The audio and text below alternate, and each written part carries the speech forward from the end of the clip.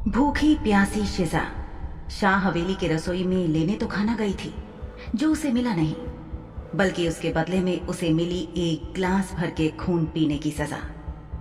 अब ये शिजा की खुशकिस्मती कही जाए या उसकी वो क्षमता जिसके बारे में उसे खुद पहले पता नहीं था, कि जैसे ही उसने खून का गिलास अपने हाथ में लिया और उसे कुछ देर तक घूरा, उस गिलास का खून धीरे धीरे पानी में बदल गया।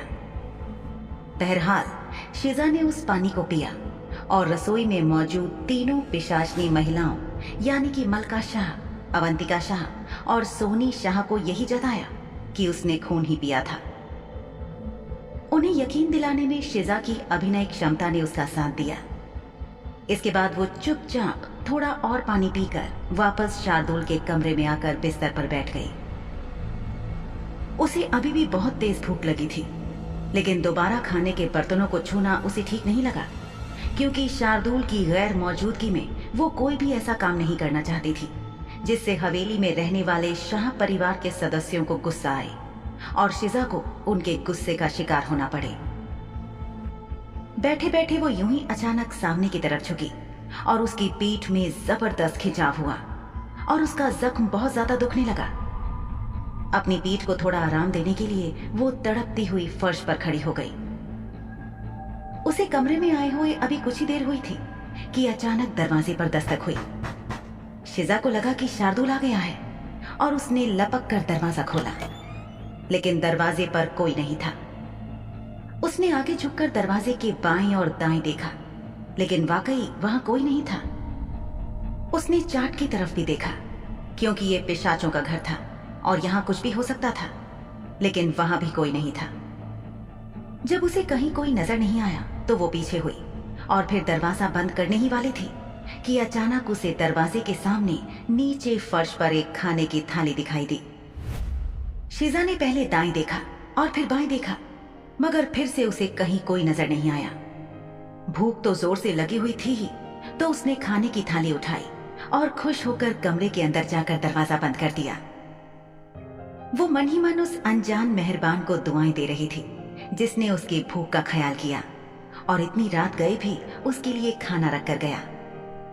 हालांकि उसके मन में सवाल आ रहा था कि इस शाह हवेली में इतना दयालु कौन हो सकता था जो उसके लिए यूं सबसे छुपकर चुपचाप खाना रखकर चला गया। बहुत सोचने पर भी उसे समझ नहीं आया, तो उसने मन ही मन ऊपर वाले का शुक्रिया अदा किया और खाना रखने वाले का एहसान मानते हुए उसे फिर से दुआएं दी। इधर कमरे के अंदर शिजा अपने अनजान मेहरबान की पहचान के बारे में सोच रही थी और उधर कमरे के बाहर सीढ़ियों में छुपी हुई अवंतिका ये देखकर मुस्कुरा रही थी कि शिजा खाने की थाली अंदर ले गई है। अवंतिका निर्विवाद रूप से एक दयालु महिला थी। हालांकि उसके परिवार में सब लोगों का अलग अलग स्वभाव था और उस पर अवंतिका का कोई नियंत्रण नहीं था और ना ही वो अपने परिवार के नियमों और परिवार चलाने के तरीकों को रोक सकती थी। इसलिए अक्सर बहुत कुछ करना चाहते हुए भी वो ठिठक जाती थी और कुछ नहीं कर पाती थी। उसके भाई शार्दुल ने अपने पिता की दूसरी शादी से गुस्सा होकर ऐसे बहुत से काम किए थे जिन्हें साफ शब्दों में घर के नियम तोड़ना ही कहा जा सकता है, लेकिन अवंतिका ने कभी ऐसा कुछ नहीं किया था। वो बस लोगों के प्रति दयालु और सरल थी। वो अपने भाई से बहुत प्यार करती थी और वो अच्छे से जानती थी कि शार्दुल कभी नहीं चाहेगा कि शिजा भूखी प्यासी रहे। वो मन ही मन जानती थी कि शार्दुल के आने तक चाहे छुपकर ही सही, लेकिन उसे ही शिजा का अच्छी तरह से ख्याल रखना होगा और उसकी सुरक्षा के लिए उस पर नजर भी रखनी होगी। आखिरकार अवंतिका अपने भाई की अच्छी बहन थी। शिजा ने अपने कमरे का दरवाजा ठीक से बंद कर लिया है, ये देखकर आश्वस्त होकर अवंतिका अपने कमरे में आई और दरवाजा बंद करके बिस्तर पर लेट गई। कुछ ही देर में उसे नींद आ गई और वो अपने सपने के जरिए कई साल पीछे अपने बचपन में पहुंच गई। ये शाह हवेली में कई बरस की एक सामान्य सुबह थी। वो सुबह बहुत उजाले भरी सुबह नहीं थी, लेकिन श्यामला की अधिकांश सुबहों से अलग तुलना की जाए तो ये थोड़ी उज्जवल कही जा सकती थी। घने बादल छाए हुए थे और उनके बीच में से कभी कभी सूरज झांक लेता था। बादलों के साथ सूरज की आंख मिचौली कई दिनों से जारी थी। अवंतिका ने देखा कि एक प्यारा सा छोटा लड़का और एक सुंदर सी छोटी लड़की अपनी माँ के कमरे में मेज के चारों तरफ लगी कुर्सियों पर बैठे थे। मेज पर उनकी किताबें और कुछ कागज रखे थे। दोनों बच्चे अपने अपने कागजों पर कुछ लिख रहे थे। ये छोटा लड़का शार्दुल था, छोटी लड़की अवंतिका थी और महिला उन दोनों की माँ महजबीन शाह थी। जब छोटे से लड़के ने अपनी स्याही वाली कलम मेज पर रखी तो उसकी माँ ने पूछा, क्या तुम्हारा काम हो गया है शार? माँ कमरे के दूसरी ओर पलंग के किनारे पर बैठी हुई थी और अपने बच्चों के लिए कपड़े सिल रही थी। अपने हाथों से भले ही वो सिलाई करने में लगी हुई थी और उसके हाथ में पकड़ी सुई लगातार कपड़ों के अंदर और बाहर आ जा रही थी, और भले ही उसने अपनी आंखों को सिलाई पर केंद्रित कर रखा था, लेकिन उसका दिमाग और कान अपने बच्चों पर ही लगे हुए थे। वो अपने बच्चों को निर्देशित कर रही थी जब वो पढ़ाई कर रहे थे। बच्चे ने अपनी माँ के सवाल के जवाब में कहा, हाँ माँ, मैं कर चुका हूँ। अभी अभी कागज पर लिखे गए अपने जवाबों को हाथ में लेकर वो कुर्सी से नीचे उतरा। बच्चे देखने में बहुत ज्यादा छोटे थे, लेकिन जब बात इंसानों और पिशाचों की आती है तो उम्र बढ़ने का अंतर दोनों में बहुत ज्यादा अलग होता था। पिशाचों के बच्चे इंसानों की तुलना में मानसिक और बौद्धिक रूप से बहुत जल्दी विकसित हो जाते थे, इसलिए उनकी पढ़ाई लिखाई भी बहुत छोटी सी उम्र से ही शुरू की जाती थी। खास तौर से शुद्ध खून वाले पिशाच और उनके बच्चे अपने से निचले स्तर के जीवों की तुलना में बहुत विकसित थे और इंसानों के साथ उनकी कोई तुलना नहीं की जा सकती थी। छोटा बच्चा चलकर अपनी माँ के पास पहुंचा तो माँ ने उससे कहा, मुझे दिखाओ तुमने क्या लिखा है। उसकी माँ ने सुई और कपड़े के टुकड़े एक तरफ रख दिए और अपने बेटे के गृह कार्यों को ध्यान से देखना शुरू किया। किसी शिक्षक को हवेली में लाकर अपने बच्चों की पढ़ाई की जिम्मेदारी देने से पहले महिला ने उनकी पढ़ाई लिखाई की जिम्मेदारी खुद अपने ऊपर ली थी, ताकि वो ये तय कर सके कि उनकी बुनियादी शिक्षा अच्छी हो और जो बातें वो बच्चों को सिखाना चाहती थी बच्चे उन्हें सीख सकें। महिला का मानना था कि एक माँ का हक होता है कि वो ये तय कर सके कि वो अपने बच्चों को कैसे बड़ा करना चाहती है, और अगर महजबीन से पूछा जाता तो अपनी राय में वो दुनिया की सब माँओं से अच्छा काम कर रही थी। उसका मानना था कि अपने बच्चों को खुद पढ़ाने से अच्छा कोई बेहतर काम हो ही नहीं सकता। कुछ ही देर में उसके बेटे के पीछे पीछे उसकी बेटी भी आकर खड़ी हो गई और अपनी किताब और कागज हाथ में लिए अपनी बारी का इंतजार करते हुए अपनी माँ को देखने लगी। माँ ने बहुत प्यार से अपने बेटे से कहा, इसमें से एक जवाब गलत है मेरे बेटे, लेकिन तुम निश्चित रूप से इसमें सुधार कर सकते हो। अब इससे पहले कि हम आगे का भाग पढ़ना शुरू करें, तुमने इसमें जो गलतियां की हैं उन्हें सुधारो। ये कहते हुए महिला के चेहरे पर एक प्यारी सी मुस्कान बनी हुई थी। उसकी ये सदाबहार मुस्कान हमेशा उसके चेहरे पर बनी रहती थी। ये एक सुखद मुस्कान नहीं थी, बल्कि एक ऐसी मुस्कान थी कि अगर किसी नौकर की नजर उस महिला से ऐसी मुस्कान के साथ मिल जाए तो उस नौकर को छोटा मोटा दिल का दौरा पड़ने की संभावना बहुत ज्यादा थी।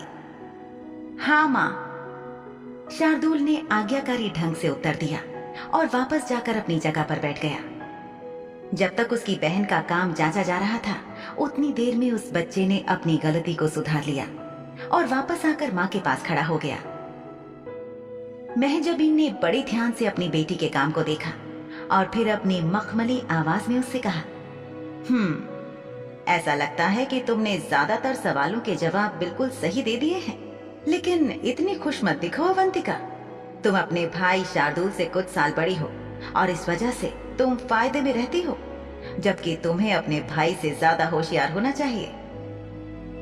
लड़की ने अपनी माँ से ठुनकते हुए कहा कि वो बड़ी है तो क्या हुआ, वो लड़की भी तो थी।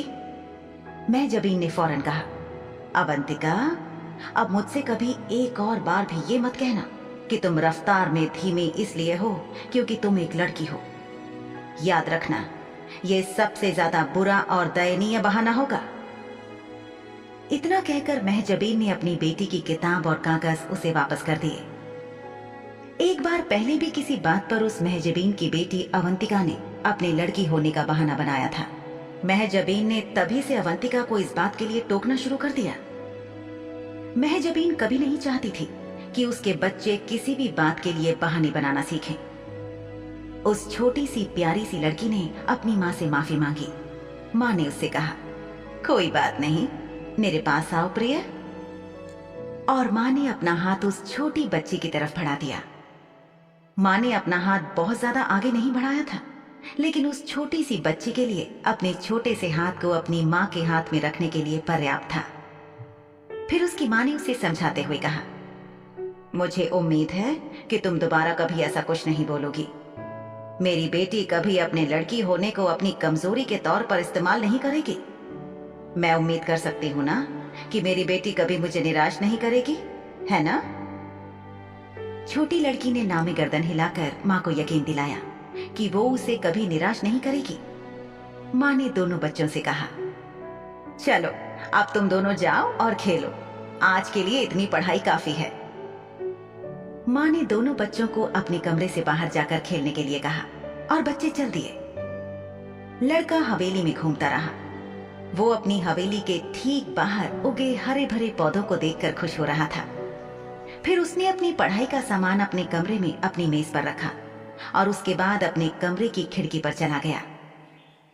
उसने नीचे गर्दन झुकाकर दाएं और बाएं अच्छे से देखा कि कहीं कोई उसे देख तो नहीं रहा था। इसके बाद उसने खिड़की पर अपना पैर रखा और हवेली की छत पर चढ़ गया। हवेली में यही उसकी पसंदीदा जगह थी। छत का शांत वातावरण और तेजी से बहती हवा उसे बहुत अच्छी लगती थी। वो छत पर आगे बढ़ता हुआ तब तक चलता रहा जब तक कि वो लकड़ी की तिकोनी छत के मुहाने पर बनी हुई बड़ी सी घंटी तक न पहुंच गया। इस घंटी का कभी उपयोग नहीं किया गया था। लड़के को पता नहीं था कि उन्होंने इस घंटी का कभी इस्तेमाल किया भी है या नहीं।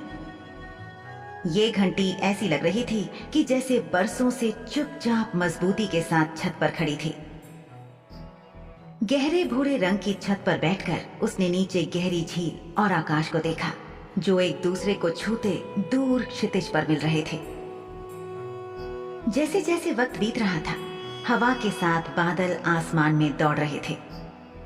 बादलों के छितरा जाने के बावजूद धूप मिलना नामुमकिन था क्योंकि बहुत देर हो चुकी थी और अब सूरज झील के सिरे पर पानी में डुबकी लगाने के लिए आगे बढ़ने लगा था। आसमान में नारंगी और लाल रंग फैल चुका था और वही रंग झील के पानी पर भी दिख रहा था। तभी लड़के ने अपनी माँ की आवाज सुनी और वो पीछे पलट गया। अपनी माँ को यूं अचानक छत पर देखकर उसके चेहरे पर हैरानी के भाव आ गए। माँ ने उससे कहा, तुम यहाँ छत पर अकेले बैठे क्या कर रहे हो और मुझे देखकर इतना हैरान क्यों हो शार? कुछ कदम चलकर महिला अपने बेटे के पास पहुंची और शार्दुल से पूछा, आप यहाँ कैसे आ गई माँ? महजबीन ने मुस्कुराते हुए अपने बेटे से कहा, अच्छा, मेरे बेटे होकर तुम यहाँ चढ़कर आ सकते हो, लेकिन मैं तुम्हारी माँ होकर भी यहाँ नहीं चढ़ सकती। दरअसल मैं तुम्हें और अवंतिका को ढूंढ रही थी। मुझे अवंतिका तो अपने कमरे में मिल गई, लेकिन मेरा छोटा सा प्यारा बेटा हवेली के अंदर कहीं नहीं था। इसलिए तुम्हें तलाश करने के लिए मैं यहाँ तक आ गई। क्या तुम्हें ये जगह पसंद है मेरे बेटे?